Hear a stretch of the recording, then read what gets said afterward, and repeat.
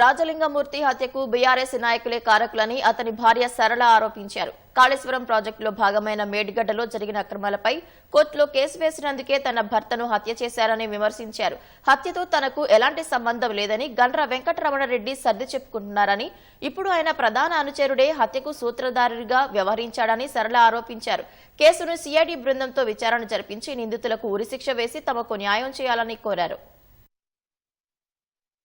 నా భర్తను చంపించిన హరిబాబు ఏం చేస్తారు? ఈ ఉరి శిక్ష ఇస్తారా ఈ హరిబాబుకు? నా పార్టీలో ఇలాంటి జరగాలని మాట్లాడి మాజీ ఎమ్మెల్యే రమణారెడ్డి మరి దీనికి ఏం సమాధానం చెప్తాడు? నాకు హరిబాబు ఒక్కడే లేడు, దాని వెనకాల ఎమ్మెల్యే రమణారెడ్డికి ప్రోత్సహించి కేసీఆర్, కేటీఆర్, హరీష్ రావు వీళ్ళందరూ ఉన్నారు. వీళ్ళందరూ ప్రోత్సాహం జరిగింది. నా భర్త మరణం జరగలేదు. ఇవాళ రేపో కేసీఆర్ బిడ్డ కవితమ్మ వస్తుందట. మరి కవితమ్మ వచ్చేది దేనికి? ఇలాంటి హత్యలకు సహకరించడానిక? దానికి కారణం నాకు కావాలి. ఈ మేడిగడ్డ ప్రాజెక్టు మీద ఈయన సక్సెస్ అవుతుండు. ఇది జీర్ణించుకోలేక నా భర్తని హత్య చేసిండు. ఇది మామూలు హత్య కాదు. ఈబీసీ నుంచి నాకు న్యాయం జరగాలి. లోకల్ పోలీస్ వాళ్ళు మాకు ఇప్పటి వరకు మాకు ఏం చెప్పట్లేదు. నా భర్త చనిపోయిన రోజుల ముందు ఈ పోలీస్ స్టేషన్ పోయి ప్రాణహాని చెప్పిండు.